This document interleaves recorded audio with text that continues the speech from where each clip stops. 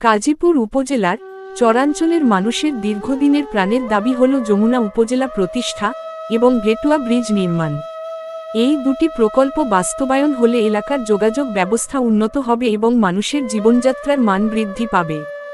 বর্তমানে চরাঞ্চলের অনেক রোগী জরুরি চিকিৎসার প্রয়োজন হলেও সময়মতো হাসপাতালে পৌঁছাতে পারেন না।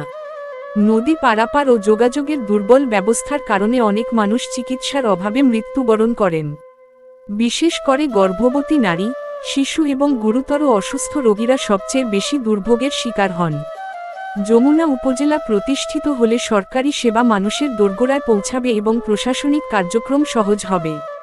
অন্যদিকে গেটওয়ে ব্রিজ নির্মিত হলে যোগাযোগ ব্যবস্থায় বৈপ্লবিক পরিবর্তন আসবে, ব্যবসা বাণিজ্য, শিক্ষা ও স্বাস্থ্যসেবায় নতুন সম্ভাবনার সৃষ্টি হবে।